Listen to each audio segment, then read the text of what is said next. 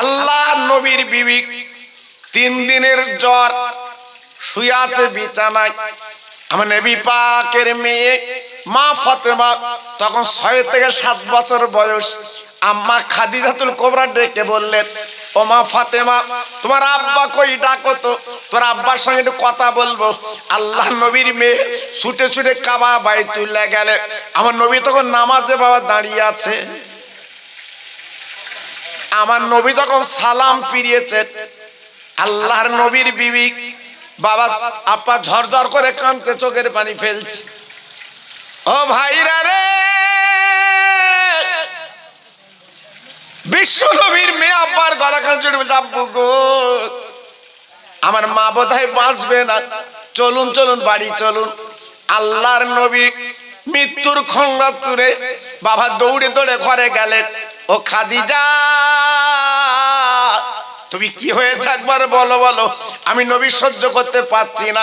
আম্মা জান বলেছিলেন, ইয়া রাসূলুল্লাহ, হাবিবাল্লাহ নবী গো, আমার শরীরটা অসুস্থ, আমি মনে হয় বাঁচবো না, আর বোধহয় থাকবো না, আপনার ছেড়ে বোধহয় আমি চলে যাব, আমার যেন কেমন কেমন হচ্ছে, আমি এখন কি করব?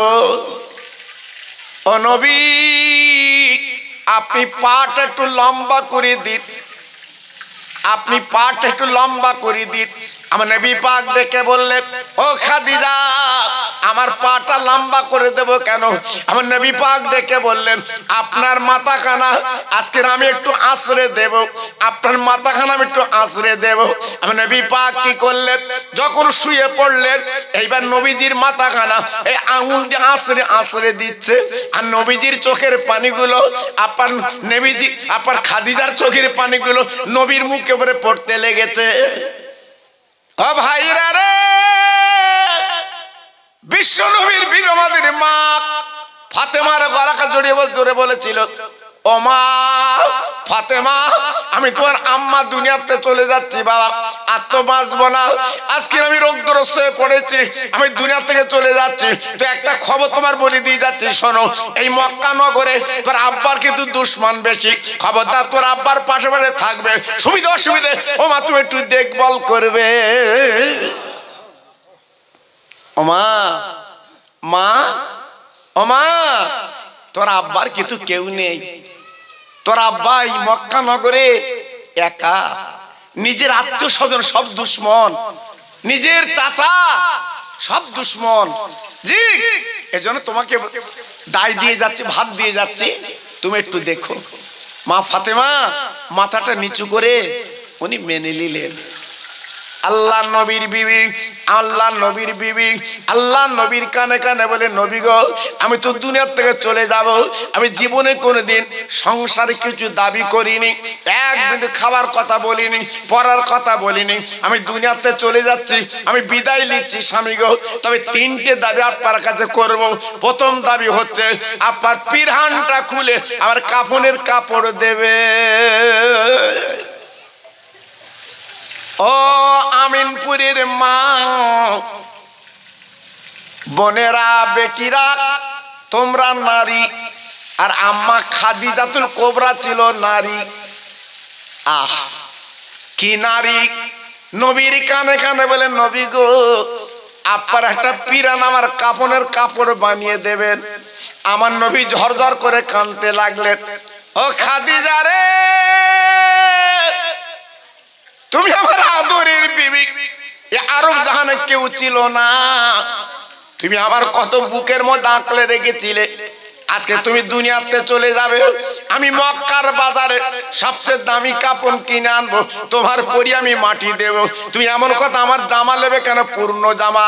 আল্লাহ নবীর বিবি ডেকে বলেছিলেন, ও নবী গো, আপনি আমার 25 বছর সোহাগ দিয়েছেন, আমি 25 বছর আপনার সঙ্গে জড়িয়েছিলাম, আজকে আমি দুনিয়াতে চলে যাচ্ছি, আমি কবরতে একলা থাকবো, আমি সহ্য করতে পারবো না, আমার মন বলছে আমার নবীর একটা জামা যদি আমার কাফনের কাপড় হয়, ওই কবরে আমি একটু ঘুমাতে পারবো।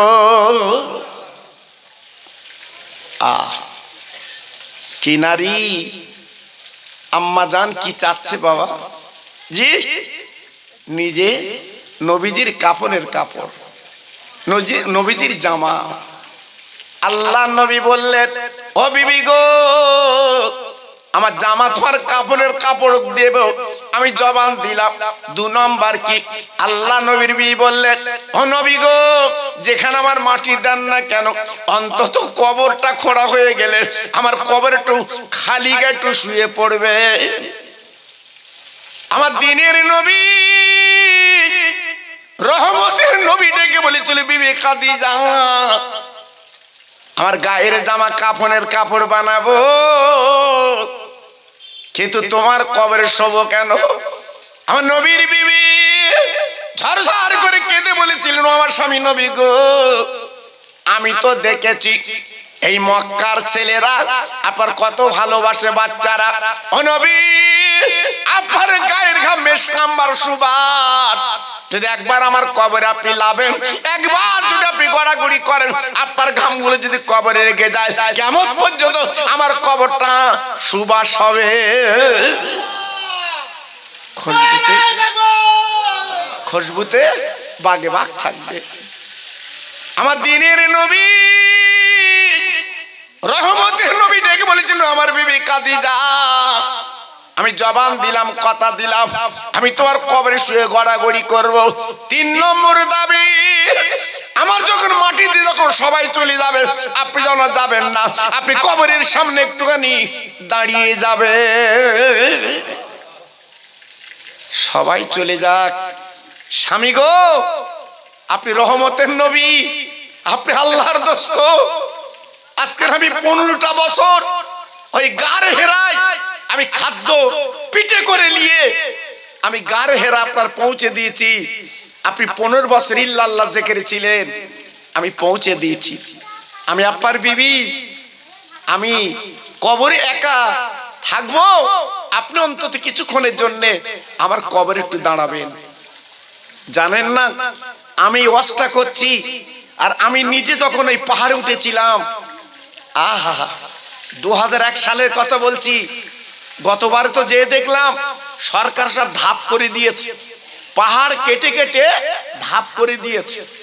আমার রসুল পাক যেখানে 15 বছর ধ্যানে ছিলেন, ওখানে উঠতে গেলে এখন কষ্ট কম, এখন কষ্ট কম, ওই সিঁড়ি করে দিয়েছে, ধাপ ধাপ করে দিয়েছে। জি, আর 2001 সালে যখন আমি উঠেছি বাবা, ধাপ ছিল না, ধাপ ছিল না। 3 ঘন্টা লেগেছিল আমার ওই পাহাড়ে উঠতে বাবা, তাও থামসাপের বোতল নিয়ে, হ্যাঁ, প্যাকেটে করে নিয়ে আমার উঠতে হয়েছে বাবা। 2-3 বার বসতে হয়েছে আমাকে। আল্লাহু আকবার, এত খাড়াই, আর এবার উঠতে হলো, পানি লাগলো না, সুন্দর ওটা গেল। আল্লাহু আকবার। আর আম্মা খাদিজাতুল কুবরা খাদ্য নিয়ে ওই জায়গায় উঠতো কি করে? আমি শুধু দাঁড়িয়ে দাঁড়িয়ে কেঁদেছি, আমি দাঁড়িয়ে দাঁড়িয়ে চোখের পানি ফেলি, চাললেই তো সেই পার গারে হেরা। আমার রসুল পাকের বিবি এখানে খাদ্য নিয়ে আমার নবী পাকের কাছে পৌঁছে দিত। কি কষ্ট করেছে। আমার নবী পাক দেখে বলছে, খাদিজা, আজকে তুমি দুনিয়াতে চলে যাবে, আর আমি তোমার কবরে কেন দাঁড়াবো? আল্লাহ নবীর বিবি কেঁদে কেঁদে বলেছিলেন, ও প্রাণপ্রিয় স্বামী আমার, ও রহমতের স্বামী আমার, ও আল্লাহর দোস্ত, কেন দাঁড়াতে বললাম? ফেরেশতারা যখন বলবে ওমা দিনও কা, আমি বলবো দিন ইসলাম। ও আমার নবীও কা, আমি বলবো স্বামী আমার নবী। কিন্তু যখন বলবে মান রব্বকা, তোমার রবকে, আমি তো আল্লাহর কখনো দেখিনি, আমি কি করে বলবো রব্বি আল্লাহ? তবে আপনি কবরের সামনে দাঁড়িয়ে এই সওয়ালের জবাবটা দিয়ে দেবেন। আমার নবী 3টে কথা মেনে নিলেন। আম্মা খাদিজাতুল কুবরা ইন্তেকাল করলেন, দুনিয়াতে চলে গেলেন। বাবা যখন বিদায় নিয়েছেন, চলে গেছেন। আমার নবী নিজে বাবা গোসলটা দিলেন, বাবা নিজে জানাজা পড়লেন। আমার নবী পাক নিজে আম্মা খাদিজাকে নিয়ে এইবার কবরে চলে গেলেন। কোথায় কোথায়? বাবা যেটা বললাম, মক্কা তো আপনার কাবার থেকে কাছাকাছি। ও ভাইরা রে, নবীজির জামাটা যখন কাফন করে দিলেন, নবীজির নিয়ে গেল, বাবা কবর করা হয়ে গেল। আমার নবী নিজে খালি গায়ে কবরে গড়াগড়ি করলে সব সাহাবীরা অবাক হয়ে গেল, ইয়া রাসূলুল্লাহ নবী গো, তারপরে বিবির জন্য কি পাগল হয়ে যাচ্ছেন? আপনি কেন কবরে লেবে গড়াগড়ি করছেন? আল্লাহ নবী ডেকে বলেছিল, আমার সাহাবীরা তোমরা জানবে না, খাদিজার সঙ্গে আমার একটু কথা দেওয়া ছিল। 3 বার গড়াগড়ি করে রহমতের নবী উঠে পড়লেন, দাও শুবিয়ে দাও, শুবিয়ে দিলেন। বাহ, সবাই চলে গেল, আল্লাহ রসুল দাঁড়িয়ে আছে। সাহাবীরা বলছে, নবী গো আপনি চলে আসেন, আপনি চলে আসেন। আল্লাহ রসুল বলছে, আমি যাব না। কেন? আমার কথা দেওয়া আছে। ও ভাইরা বাবাজি কি বলবো,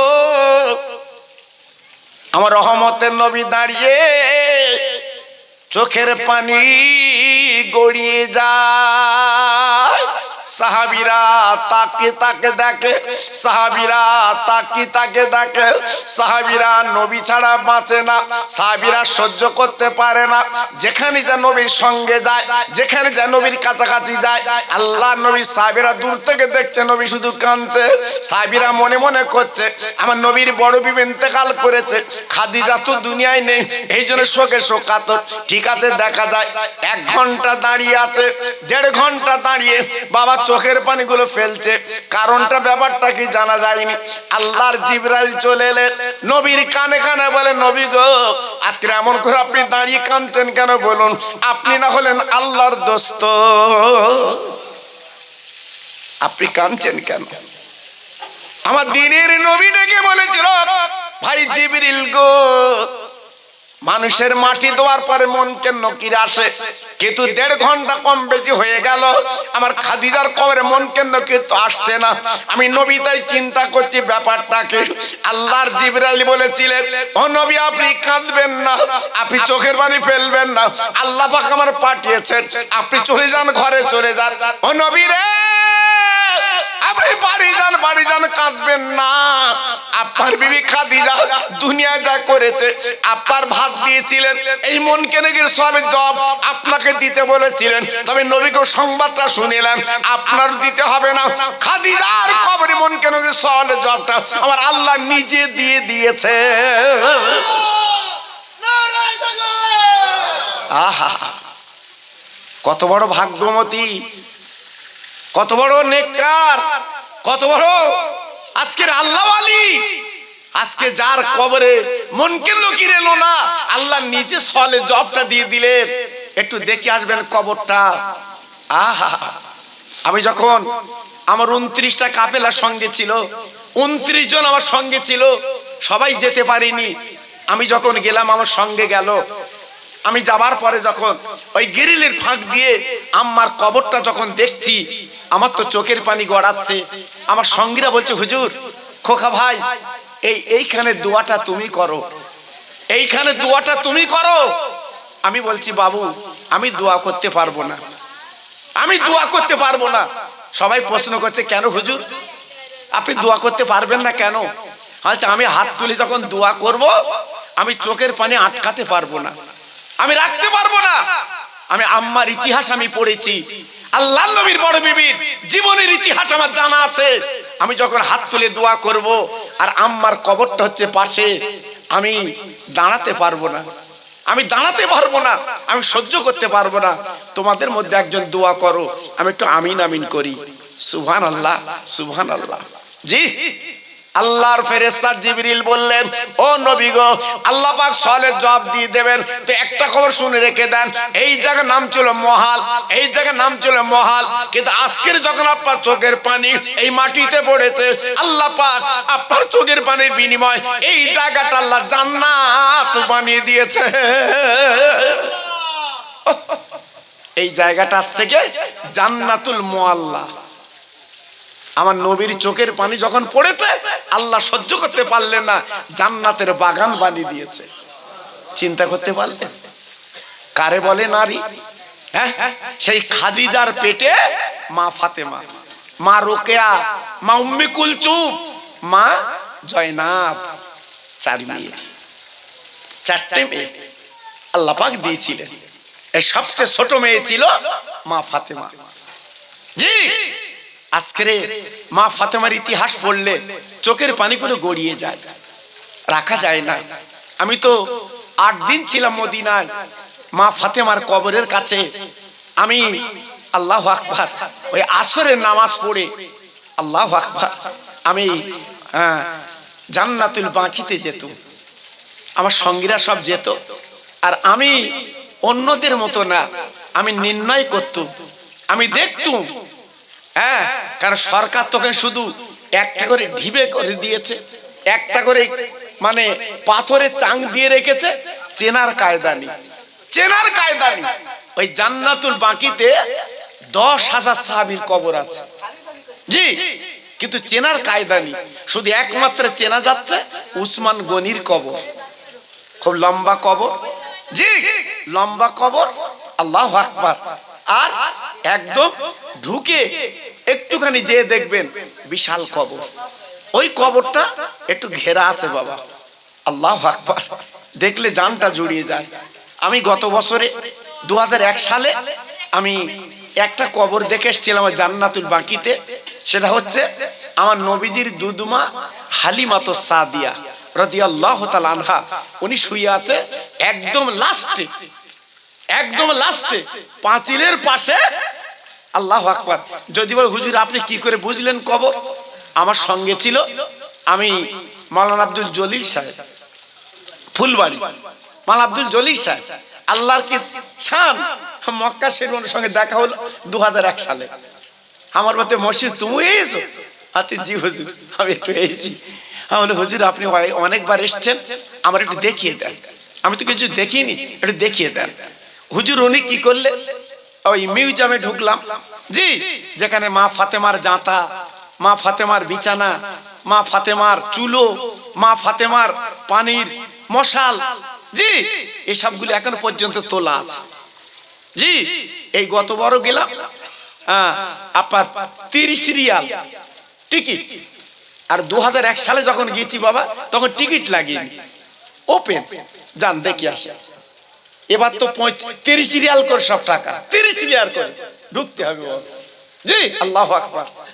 আমি দেখলাম, খুব ভালো লাগলো, ইনশাআল্লাহ আপনাদের দোয়ায় মনটা ভরে গেল, বুঝতে পারছেন?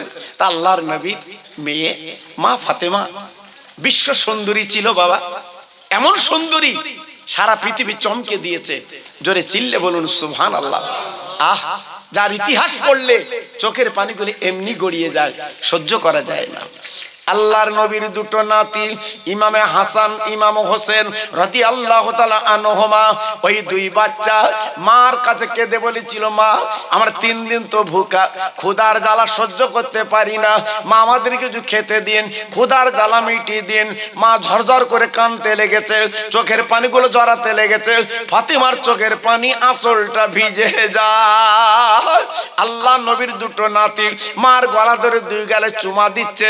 ও মামা, ও মামা তুমি এমন করে কান্দো কেন, চোখের পানি ফেলছো কেন, কারণটা কি, কি ব্যাপার, কি ব্যাপার? আল্লাহ নবীর মেয়ে ডেকে বলছে, বাবা তোদের গালে যে কিছু দেব, দেবার মতো কিছু নেই, ঘরে আছে শুধু পানি, পানি খেয়ে জীবনটা কাটা। বলে মারে পানি খেয়ে কতদিন কাটাবো, আর বোধা জীবন বাঁচে না মা, আমাদের ক্ষুধার জ্বালা মিটিয়ে দাও, সহ্য করতে পারছি না। ফাতেমা ডেকে বলছে, মানে আমার তোদের গালে দেওয়ার মতো কিছু নেই। আল্লাহর নবীর নাতি 2 বাচ্চা খেতে বলছে, মা গো তাহলে আজকে আমরা নানার বাড়ি যাচ্ছি, যদি কিছু খাবার পাওয়া যায় আমরা নানার বাড়ি কিছু খাবো। যা যা চলে যা, চলে যা। 2 নাতি গলা দুটো জড়িয়ে মদিনার মসজিদে সালাম দিয়েছে, আসসালাতু আসসালামু আলাইকা ইয়া রাসূলুল্লাহ, আমার নয়নের নানা। বিশ্ব নবী হাসান হোসেনের গলার আওয়াজ পেয়ে নবী আমার বেরিয়ে 2 বাচ্চার বুকের মধ্যে নিয়ে, কোলে করে নিয়ে, চ্যাংদোলা করে নিয়ে মদিনার মসজিদের মেম্বারে বসালেন। নবী আমার ডেকে বলেন, নানু ভাই তোদের চোখে পানি দেখতে পাচ্ছি কেন? বলে, নানা গো আজ নানার বাড়ি এসেছি, পেট ভরে খাবো, খুদার জ্বালা মিটিয়ে নেবো। আল্লাহ নবী ডেকে বললো, যা যা তোরা নানিমার কাছে যা, যদি কিছু খাবার থাকে তোদের দেবে। দুই বাচ্চা দৌড়ে গেল নানিমাকে। ইনি হলো বিশ্ব নবীর ছোট বউ আম্মা আয়েশা সিদ্দিকা রাদিয়াল্লাহু তাআলা আনহা। ইনি আবু বকর সিদ্দিকের মেয়ে। নানিমা, নানিমা, আমরা তোমার নাতি না? আমার ফাতেমার সন্তান না? আল্লাহ রসুলের বিবি, আমাদের মা মুখের দিকে তাকিয়ে দুই বাচ্চাকে জড়ি বুকের মধ্যে নিল। মানে সোনা কিছু বলবি? এই নানিমা বড় আশা নিয়ে এসেছি, আশাটাকে মিটাতে পারবে? আল্লাহ নবীর নাতি ডেকে বলছে, নানিমা আমরা 3 দিন ক্ষুধার্ত, 3 দিন ভুখার্ত, 3 দিন পেটে কোনো দানা পানি নেই, এই জন্য এসেছি কিছু খাবো। আল্লাহর নবী রহমতের নবীর বিবি ডেকে বলল, মানিক তোরা আমার কাছে কি খাবি? বলে একটুখানি অন্তত পেটটা ভরিয়ে দিন। নবী পাকের বিবি ডেকে বললেন, যা যা চুলোর কাছে যা, আমি তোদের নানিমা 7 দিন কেটে গেল, আমি চুলে আগুন জ্বালাতে পারিনি। আজকের আমরা কত কি খাচ্ছি বাবা, সকাল থেকে সন্ধে পর্যন্ত কি না খাচ্ছি বাবা। আর আমার নবীর ঘরে 7 দিন উনুন জ্বলিনি। দেখেছেন কি কষ্ট, জি কত বড় ব্যথা। আল্লাহর নবী রহমতের নবীর বিবি যেই বলেছে 7 দিন উনুন জ্বলিনি, আমার নবী পাকের বলে নাতি ঝরঝর করে কেঁদে দুই নানিমার গালে 2 বাচ্চা চুমা দিলেন। নানিমা দেখি নানার কাছে আবার একবার যাই কি বলে। 2 ভাই বা নানিমার গলা কানা জড়িয়ে ছেড়ে বাবা 2 বার আসতে লেগেছে। আস্তে আস্তে তাকে দেখে নবীজির বারান্দায় রক্ত, নবীজির বারান্দায় রক্ত পড়ে আছে। ও ভাইরা রে, বিশ্ব নবীর নাতি নানিমার গলা কানা জ্বলছে। নানিমা গত রাতে বকরি ছাগল বোধহয় জবাই করেছ, এই তো রক্ত দেখছি। নানিমা আমাদের দেবা না বলে তুমি ভাড়িয়ে যাচ্ছ। ও নানিমা তুমি কি জানো আমাদের পেটে বড় ক্ষুধা? নানিমা অন্তত 2 পিস 3 পিস তুমি দাও নানিমা, আমরা ক্ষুধার জ্বালা মিটিয়ে দে, আর সহ্য করতে পারছি না।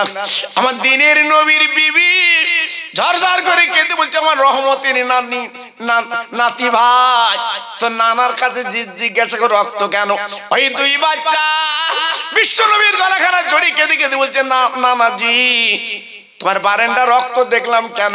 আমার দিনের নবী 2 নাতির গলাখানা জড়ি কেঁদে কেঁদে বলছে, নানু ভাই যে রক্ত তোরা দেখেছিস ওই রক্ত অন্য কারণ না, তোর নানাজির গলার রক্ত।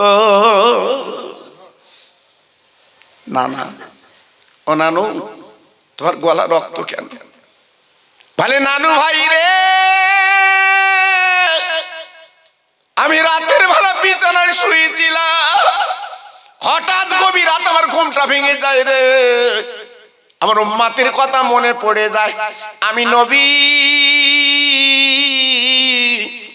উম্মতের দরদি, উম্মতের কাঙ্গাল, কিয়ামতের ময়দানে উম্মতের আমি কি করব কি হবে এই চিন্তা করে আমি কেঁদেছি রে।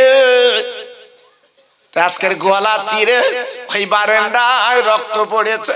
আমার দিনের নবী রহমতের নবী এই বলার পর আমার বিশ্ব নবীর নাতি বলে, না ভাই কি দরকার ছিল রক্ত বার করা, তুমি না আল্লাহর দোস্ত।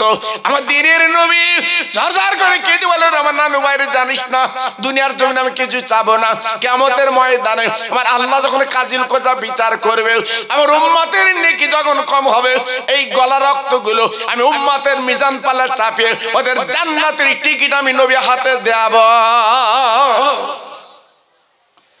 ওরা এ রক্তের বিনিময় ওরা হবে জান্নাতি, ওরা হবে বেহেশতি। আজকে আমি এই কাজটা করব। কত বড় দরদি নবী বাবা, কত বড় রহমতের নবী বাবা, একটু ভাবলেন না? জি 2 নাতি চলে গেল। নবী পাক এইবারে বেরিয়ে দেখে মদিনার মসজিদের বারান্দায় হযরত আবু বকর, হযরত উসমান, হযরত উমর, জি বড় বড় সাহাবী সবাই বাইরে বসে ঝরঝর করে কাঁদছে। 5 দিন খাওয়া না, সব কাঁদছে, চোখের পানি ফেলছে। খাওয়া না। বড় বড় সাহাবী, মুহাক্কিক সাহাবী সব কাঁদছে। আল্লাহ রাসূল বলছে, বাবা তোমরা কাঁদছো কেন? বলে, হুজুর আমরা 5 দিন কিছু খাইনি, হুজুর আমরা হাঁটতে পারছি না, হুজুর আমরা চলতে পারছি না, হুজুর আমার টলে টলে পড়ছে ক্ষুধার যন্ত্রণায়। আল্লাহ রাসূল বলল, বাবা চলো তো, চলো। আমার একটা ধনী সাহাবী আছে, একদম কাবা আপনার মদিনার মসজিদের পাশে বিশাল বাড়ি, বহু খেজুর গাছের মালিক। নাম কি জানেন? আবু আইয়ুব আনসারী রাদিয়াল্লাহু তাআলা আনহু। হ্যাঁ চলো তো, কারণ ওর বাড়ি অনেক পাকা পাকা খেজুর থাকে, বকরি ছাগল থাকে। জি চলো। আল্লাহ রাসূল বিশ্ব নবী, রহমতের নবী, হঠাৎ আবু আইয়ুব আনসারী বাড়ি দরজা নক করেছে। বাবা! আবু আইয়ুব আনসারী হঠাৎ চমকে গেলেন, হুজুর আপনি? হ্যাঁ, না চাইতে পানি, রহমতের নবী আজকে আমার বাড়ি, ওহ জানি ঈদ হচ্ছে। সঙ্গে সঙ্গে কোলাকুলি করে বসালেন, হুজুর কিছু বলবেন? হুজুর কিছু বলবেন? বলে, বাবা বলবো কি, আমি নবী 7 দিন খাইনি, আর তোমার এই ভাইরা সাহাবীরা এরাও 5 দিন খায় না, তোমার বাড়ি কিছু খাবার আছে বাবা? বলছে, হুজুর আমার ঘরে তো কিচ্ছু নেই, সকালবেলা পাকা খেজুর বিক্রি করে দিয়েছে, এখন আর পাকা খেজুর নেই, তবে আপনি একটুখানি বসেন, একটুখানি বসেন, আপনি রহমতের নবী, আপনি এসেছেন, আমার বাড়ি বরকত, আমি একটা বকরি ছাগল জবাই করে দিচ্ছি, হ্যাঁ, আর জবের আটা রুটি, গোশ আর রুটি আপনি খাবেন। আল্লাহ রাসূল বলছে, বাবা তাহলে আমরা বসি, তুই জলদি কাজ করো। সঙ্গে সঙ্গে সবচেয়ে বড় একটা বকরি ছাগল আবু আইয়ুব আনসারী জবাই করে চামড়া ছাড়িয়ে টুকরো টুকরো করে কেটে বিবিকে বলল, বিবি সুন্দর করে ভুনা করো, আমার রহমতের নবী এসেছে, আমার দয়ার নবী এসেছে, আহা কোনো ত্রুটি যেন করো না। বিবি এইবার রান্না শুরু করে দিলেন, গোশ হয়ে গেল, রুটিও হয়ে গেল, আহা রুটিগুলো টুকরো টুকরো করে কেটে এক পিরিচি গোশ আর এক পিরিচি রুটি, সাহাবীরা ঘিরে বসে আছে, সব কোলে কোলে দিয়েছে, হুজুর আপনি খান খান। আল্লাহ নবী দেখে বলছে, আবু বকর, বাবা আবু বকর, আমি নবী গোশ খাবো, রুটি খাবো। আবু বকর 2 থেকে 3 টুকরো গোশ তুমি লাগাও, আর 2টো রুটি লাও। আমার মা ফাতেমা 3 দিন কিছু খাইনি রে। আবু বকর যাও যাও, তুমি গোশের টুকরো নিয়ে আর রুটিটা নিয়ে আমার মা ফাতেমার কাছে তুমি দেবে, আমার মা ফাতেমা যতক্ষণ না খাবে আমি নবী গালে তুলবো না। আবু বকর সিদ্দিক রাদিয়াল্লাহু তাআলা আনহু সেই গোশের টুকরো নিয়ে আর রুটি নিয়ে গুটি গুটি পায় নিকটতম বাড়ি, তো ফাতেমার বাড়ি গেছে। ফাতেমা, ফাতেমা আমি তোমার নানা না, আমি তোমার নানা। ফাতেমা দরজাখানা খুলে দিয়েছে, দেওয়ার পরে বলছে, নানু। আবু বকর সিদ্দিক নানার সম্বন্ধ হয়, নানু কি খবর হঠাৎ? আবু বকর সিদ্দিক ডেকে বলে, ফাতেমা তোমার হাসান হোসেন কই? বলে বারান্দায় বসে আছে। দিনে নবীর সাহাবী ডেকে বলছে, ফাতেমা জলদি একটা বার কোটান, ফাতেমা আমি গোস্ত রুটি এনেছি। ফাতেমা বার কোষ আনলো, গোস্ত রুটি দিয়ে দিলেন। আমার নবী পাকের সাহাবী আবু বকর বলে, ফাতেমা তোমার আগে খাও, গালে তোলো। ফাতেমা চিৎকার করে ডেকে বলে, আবু বকর না না, আমি ফাতেমা খাবো না, খাবো না, আমার আব্বা 7 দিন কিছু খাইনি। আবু বকর আমি খাবার, আমার আব্বা খাবেন, এটা হবে না, আমার আব্বার খবরটা কি বলো? আবু বকর সিদ্দিক বলছি, ফাতেমা আমার কয়েকজন সাহাবী তোমার আব্বা আবু আইয়ুব আনসারীর বাড়ি আছে, একটা ছাগল জবাই হয়েছে আর গুড় রুটি হয়েছে। ফাতেমা রে, এই গোস্ত রুটি দিয়েছে, তুমি ফাতেমা না খাওয়া পর্যন্ত তোমার আব্বা এক টুকরো কিন্তু গালে তুলবে না। ফাতেমা সেই গোশের টুকরো আর রুটি নিয়ে 2 বাচ্চাকে নিয়ে আলী হুজুর বাড়ি নেই, একটু গালে তুললেন। আবু বকর সিদ্দিক চোখে দেখে চলে এলেন আমার নবী পাকের কাছে, হুজুর আমি দিয়ে এসছি। আমার নবী পাক দেখবে আবু বকর আমার ফাতেমা কি গালে তুলেছে, আর ফাতেমা কি খেয়েছে, মেয়ের কি যত্ন, মেয়ের কি আদর আপ্যায়ন আমার নবী দেখিয়েছে। যাদের ঘরে আল্লাহ মেয়ে দিয়েছে তারাই জান মেয়ের আদর। আমার নবী পাক আবু বকর আমার ফাতেমা কি গালে তুলেছে, 3 দিন খাওয়া না। আবু বকর হুজুর আমি দেখে এসেছি গালে তুলেছে। তারপর আমার নবী খেলেন। ও ভাইরা রে, সেই নবীর উম্মত আমি আপনি, আজ কি না খাচ্ছে একবার বুকে দিয়ে বিচার করে বলুন। আর আমার নবীর জীবন যাপন কেমন হলো একবার নবীর দিকে আমরা তাকাই না, শুধু নাম কষ্ট নবীর উম্মত বলে দাবি করি। তাই বলি ভাই ও আমিন পরে তরুণ বন্ধুরা, যুবকেরা, এখনো সময় আছে বাবা, কাপন পরার আগে জীবনটা তৈরি করে নিতে পারো, তাহলে তুমি কবরে আখরাতে নাজাত পাবে। আল্লাহ পাক তোমার মুক্তি দেবে। জি, তাই বড় আশা, বড় ভরসা। আমার ছোট বোন জি আমার কাছে গেল, ভাই আমি একবার এসেছিলাম এখানে অনেকদিন আগে। জি আমার ছোট ভাই ছিল, খুব ভালো, ওকে আমি খুব ভালোবাসি। জনাব মাওলানা বজলুর রহমান সাহেব খুব মনের মানুষ, ও দেখেছেন মনটা সবসময় স্বচ্ছ বাবা। জি আল্লাহু আকবার, ও ছিল আমি ছিলাম, আল্লাহু আকবার। তো আজকের বড় আশা, নিয়ত করেছে। আমি বললাম যা তুই যখন নিয়ত করেছিস আমি তো নিয়তটা পুরো করবো, যা। তাই আজকের এই ঠান্ডার মাঝে জি এই মাহফিল আল্লাহ কবুল করুন। যেহেতু নিয়ত করেছে আল্লাহ পূরণ করেছে, আপনারা এসেছেন, আমি গুনাহগার এসেছি। আল্লাহ আমাদের প্রত্যেককে এই মাহফিলটা যেন নাজাতের একটা ওসিলা বানিয়ে দেয়। সবাই জোরে বলে, সবাই চিল্লে বলুন। জি আল্লাহ পাক যেন আমাদের নাজাতের ওসিলা বানিয়ে দেয়। পৃথিবীর অবস্থা ভালো না ভাই। এই যারা নেট ঘেটছেন তারা তো বুঝতে পারছে, যারা নেট ঘাটেন তারা তো বুঝতে পারছে। আর 1500 বছর আগে আমার নবী বলেছে বাবা, হ্যাঁ ইমাম মেহেদী আসবে, সব তোড়জোড় তৈরি হয়ে গেছে। ইমাম মেহেদী